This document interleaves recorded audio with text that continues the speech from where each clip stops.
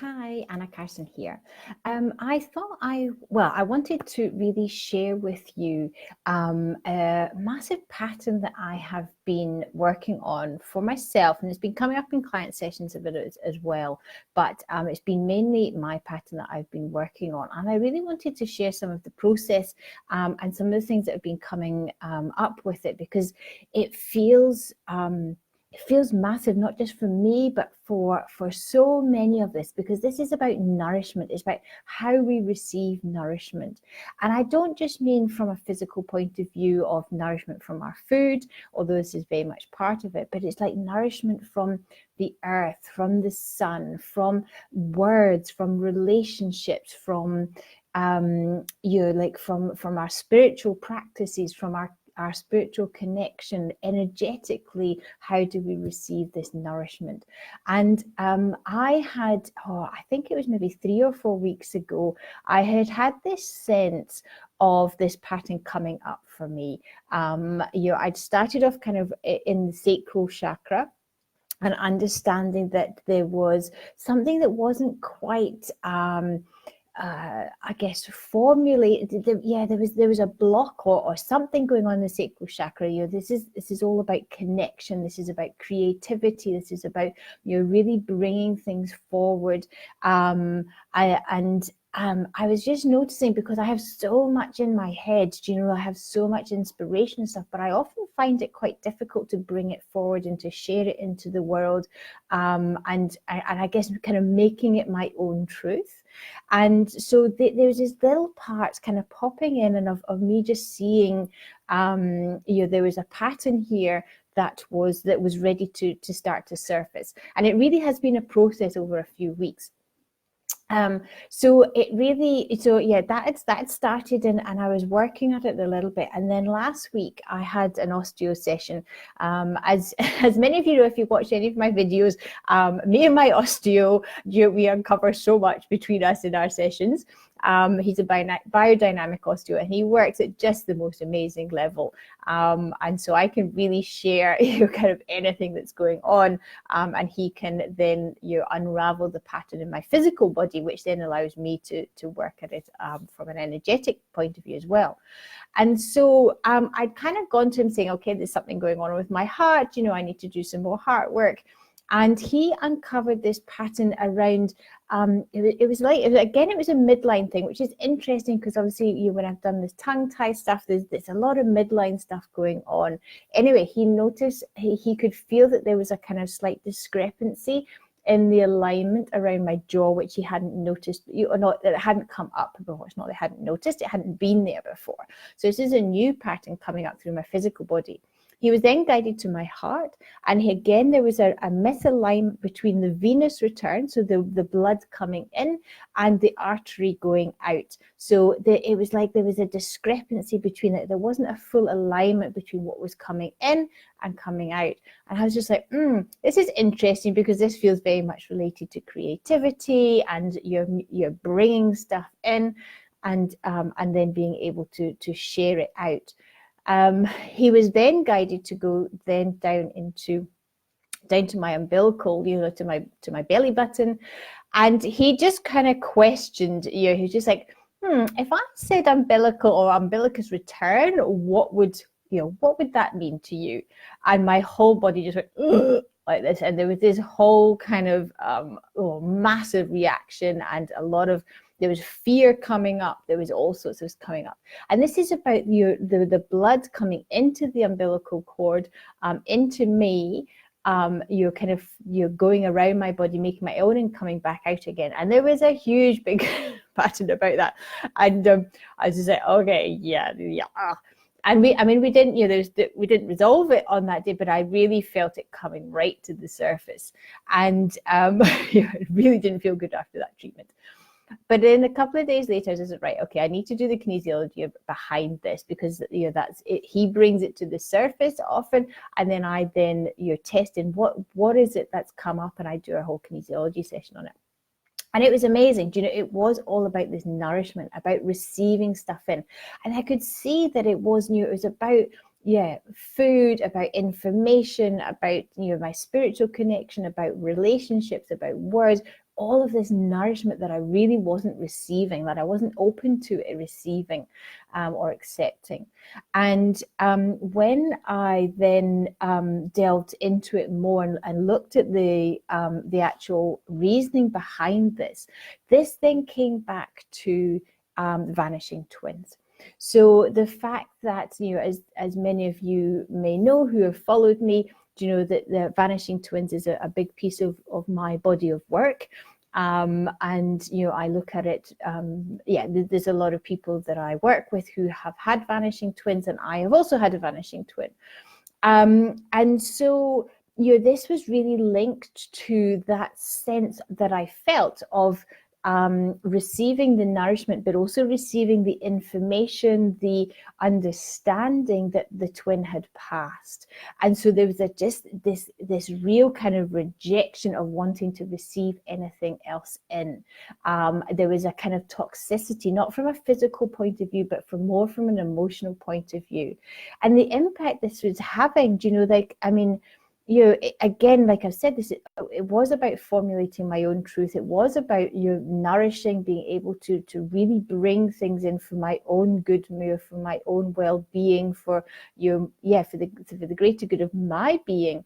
But this was also going into my trust, my self-trust, the self-trust for me, the self-trust or the trust of the universe, my trust of being able to connect in with even things like geometry, harmonics, the laws of the universe, and really being able to utilize them fully, being able to connect in and utilize them. Because when we do this is about making us and helping us to be the fuller version of ourselves. Really connecting in with all the magic that the universe holds, and being able to utilize that within ourselves to bring forward our true self, to bring forward our work, to bring forward so much of who we are. And that there was a limitation kind of on my ability to connect in with this and receive this nourishment from this. So it was really, it was keeping me small. And because of this pattern, because it was so big, there was a resistance for me to heal. And this is something that comes up a lot in sessions where our defense patterns can be so strong that even if we've done a healing, and you may have felt this before yourself, that you've done a healing, you go, wow, the potential of this is amazing, but actually it doesn't seem to quite eventuate. It's like, yes, I could feel it was there, but it didn't quite come to fruition. And often this is because we have a resistance to going there. If we haven't healed the belief systems behind it, the fears, the conflicts, whatever is held into allowing us to grow and to expand, then we won't take on the full healing. We will kind of take a little bit, I'll take that, that's cool, so we can feel the potential of it, but we're not actually going to embody it. We're not going to properly process, integrate it, and embody it, because there's something underneath that hasn't been properly resolved. And so this was certainly a pattern of that I could see, that this kind of desire to keep me smaller, to keep me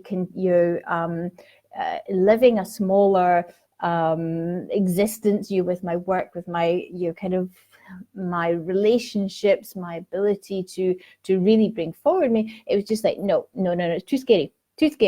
And so so this was it was an amazing pattern to really understand and start to kind of pick at and get into. So I did this huge session for myself, and it really felt like it was just like, wow, okay, this is big. But then it was interesting because there's more layers, and this is something I think to really be aware of, that especially when you get into these really big patterns, it's very unlikely that we heal it in one session. We might even need other practitioners to help you. So I needed the osteo, the acupuncturist has also kind of touched in on this, and probably will do in our next session. I needed to do a big session. I've done a channeling session as well, and I can feel that there's some more. So there's bits here and there.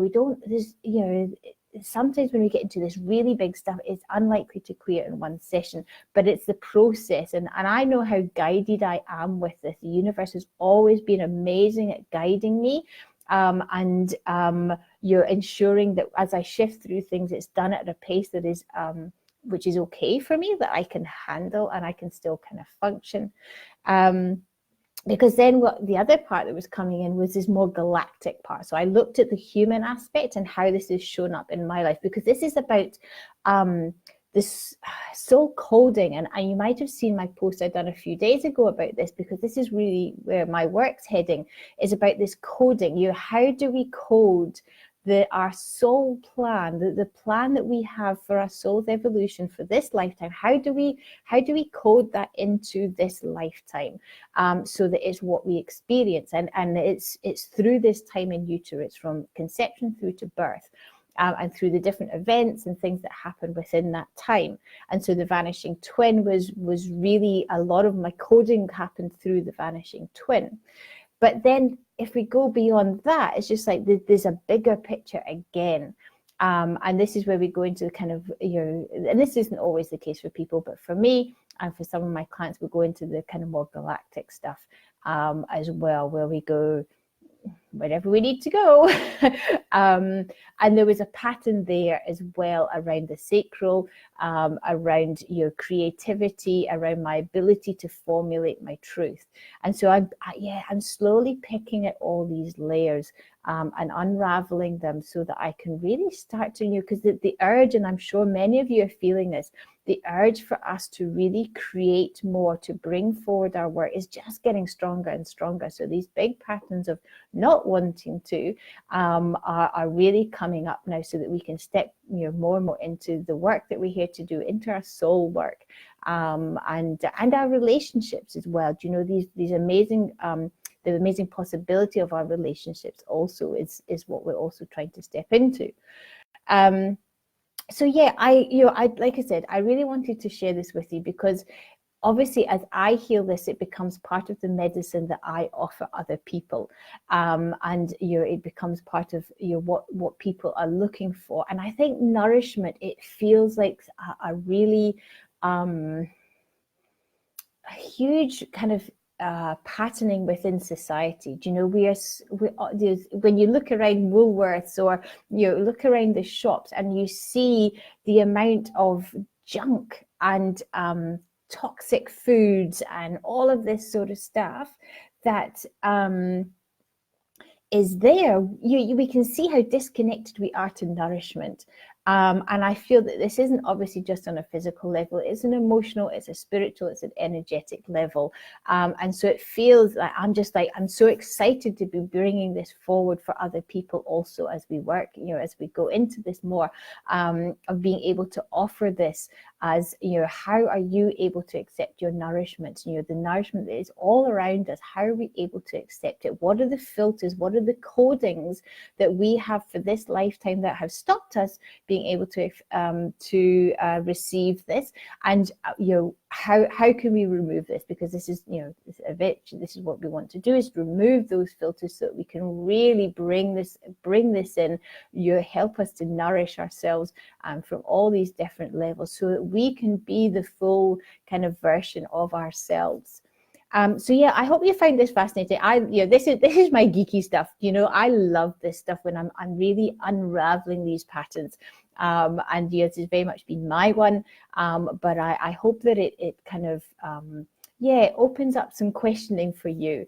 I'd love to hear any responses about this, or anything that this has triggered in you. And if you feel that there's something that you'd like to work with, then please do get in touch. Like I said, I do feel this is a big pattern for many of us, and really excited to be able to be incorporating this into the medicine that I also offer. So lots of love to you all. I hope you're having a fabulous Tuesday, and look forward to connecting again soon. All right, bye.